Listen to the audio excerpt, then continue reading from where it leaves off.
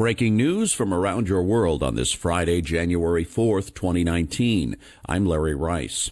On their first day in the majority, House Democrats passed a plan to reopen the government without funding President Donald Trump's promised border wall. The largely party-line votes Thursday night came after Trump made a surprise appearance at the White House briefing room, pledging to keep up the fight for his signature campaign promise. House Speaker Nancy Pelosi said Trump and Senate Republicans should take yes for an answer and approve the border bill, which was virtually identical to a plan the Senate adopted on a voice vote last month. Pelosi told reporters at a news conference Thursday night, "We're not doing a wall. Does anyone have any doubt that we're not doing a wall?" Pelosi, who was elected Speaker earlier Thursday, also took a shot at Trump, calling his proposal a wall between reality and his constituents.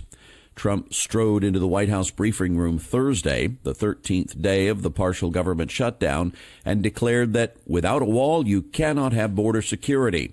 He then left without taking questions from reporters. The Democratic legislation to reopen the government without funding the wall is going nowhere in the Senate, where Republicans want Trump's endorsement before voting on a funding package. A U.S. delegation will visit China next week for talks aimed at diffusing the trade war between the world's two largest economies. The closely watched meeting follows a dismal week for U.S. markets, with losses fueled partly by trade fears. Last year, China and the U.S. imposed tariffs on more than $300 billion worth of each other's goods. It will be the first face-to-face meeting since the two countries agreed not to impose new tariffs for 90 days. President Trump and Chinese President Xi Jinping agreed to the temporary truce on December 1st on the sidelines of the G20 summit in Argentina. On its website, China's Commerce Ministry said the goal of the upcoming talks to be held in Beijing January 7th and 8th will be implementing the important consensus reached by the two leaders. President Trump initiated the trade war over complaints of unfair Chinese trading practices. He campaigned on a pledge to make trade fair for the U.S. and to help American manufacturers. The battle has disrupted businesses and stoked fears about the impact on the global economy. Data this week pointed to signs of strain in the U.S. and China at the end of last year. U.S. factory activity slowed more than expected in December, according to the Institute for Supply Management. Chinese data on Monday showed its manufacturing activity contracted for the first time in more than 2 years. The U.S. State Department issued an updated travel advisory Thursday for Americans traveling to China, warning of exit bans for some travelers. Thursday's Level 2 advisory warned of arbitrary enforcement of local laws, as well as special restrictions on dual U.S.-Chinese nationals and Chinese authorities asserting broad authority to prohibit U.S. citizens from leaving and using the exit bans coercively. It updated a previous advisory issued last year to note the bans are used to lure individuals back to China from abroad, aid Chinese authorities in resolving civil disputes in favor of Chinese parties, and compel U.S. citizens to participate in Chinese government investigations. Additionally, the State Department warned extra security measures, such as security checks and increased levels of police presence, are common in the Xinjiang, Uyghur, and Tibet autonomous regions, and authorities may impose curfews and travel restrictions on short notice. The advisory noted China doesn't recognize dual nationality, and U.S. Chinese citizens and U.S. citizens of Chinese heritage may be subject to additional scrutiny and harassment. China may also prevent the U.S. Embassy from providing consular services to U.S. travelers. A Panama-registered cargo ship lost some 270 containers during a storm in the North Sea this week, including 3 carrying toxic chemicals. The ship, the MSC Zoe, was en route to Bremerhaven, Germany on Wednesday when it encountered the bad weather. The BBC reported the vessel was near the German island of Borkum at the time, and the tide carried some of the containers toward the southwest. Some of the cargo washed up on islands off the northern Dutch coast, including toys, televisions, shoes, bags, chairs, plastic cups, and other items. Officials were worried about 3 containers carrying toxic substances, including one with bags of peroxide powder, one of which washed ashore on a Danish island. Officials warned residents to stay away from the cargo. The Mediterranean Shipping Company, which owns the MSC Zoe, contracted with a salvage company to clean up the containers and their contents. The company is using specialized vessels with sonar equipment to search for the containers missing at sea. The MSC Zoe is one of the largest cargo ships to be used in Europe, holding up to 19,000 containers. Pope Francis said in a letter Thursday that lingering clerical sex abuse scandals have damaged the Catholic Church in the United States and called on U.S. bishops to change the Church's mindset. The 8-page letter was sent to bishops during a week-long retreat at Mundelein Seminary north of Chicago at the University of St. Mary of the Lake.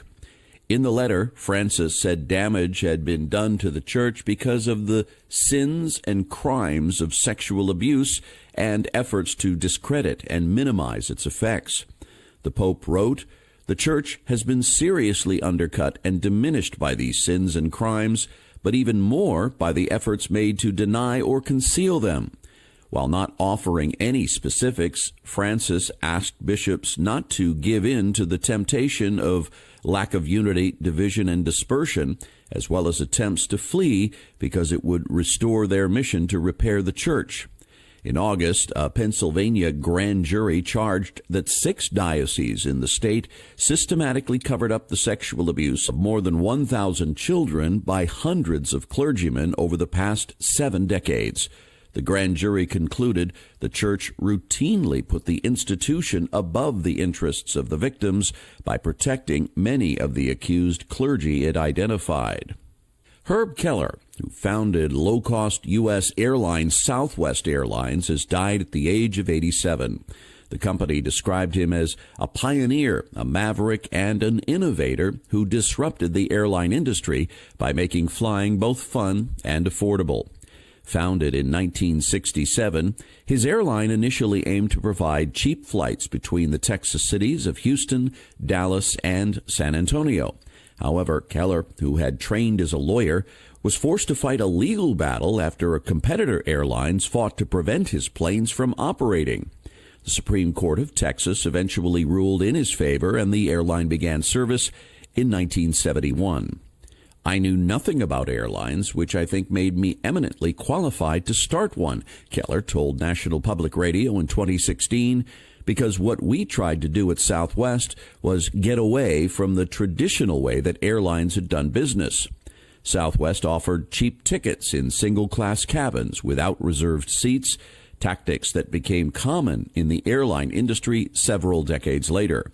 The airline's business model, which also included shortened turnaround times at airports, cabin crew collecting rubbish, and high aircraft utilization, has since been copied by other low-cost carriers, including Ryanair of the Irish Republic and EasyJet of the UK.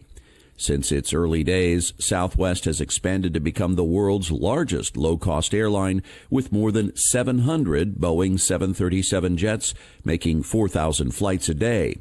Southwest Airlines issued a statement that said, "Herb's passion, zest for life, and insatiable investment in relationships made lasting and immeasurable impressions on all who knew him. He is survived by his wife Joan and 3 of their 4 children."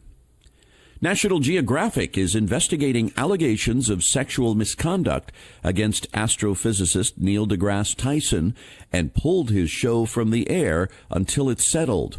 Tyson was accused of sexual misconduct by 3 women in November, just after the 5th season of his show Star Talk aired. Tyson has denied the allegations. On Thursday, a National Geographic's representative confirmed the Star Talk hiatus would continue as its parent company, Fox Networks Group, investigates the claims. The investigation will likely wrap up in a few weeks, and the channel will then decide whether to continue Star Talk then, according to a spokesperson. In November, a woman accused Tyson of rape, while another said he groped her, and a third said he made unwanted advances. A Chinese rover spacecraft on the dark side of the moon is making its tracks on the soft lunar surface. The Jade Rabbit 2 rover drove off its lander's ramp and onto the soft, snow-like surface at 10:22 p.m. Thursday, about 12 hours after a Chinese spacecraft made the first-ever landing on the moon's far side. A photo posted online by China's space agency showed tracks the rover left as it headed away from the spacecraft. It's a small step for the rover, but one giant leap for the Chinese nation, according to the chief designer of the Lunar Exploration Project, who told state broadcaster CCTV, "This giant leap is a decisive move for our exploration of space and the conquering of the universe." 3 nations, the United States, the former Soviet Union, and more recently China, have sent spacecraft to the near side of the moon, but the latest landing is the first one on the far side. That side has been observed many times from lunar orbit, but never up close. Exploring the cosmos from the far side of the moon could eventually help scientists learn more about the early days of the solar system and even the birth of the universe's first stars. The far side cannot be seen from Earth and is popularly called the dark side because it is relatively unknown, not because it lacks sunlight. And that's your update for this Friday, January 4th, 2019. I'm Larry Rice. Thanks so much for listening, and I hope you have a wonderful weekend.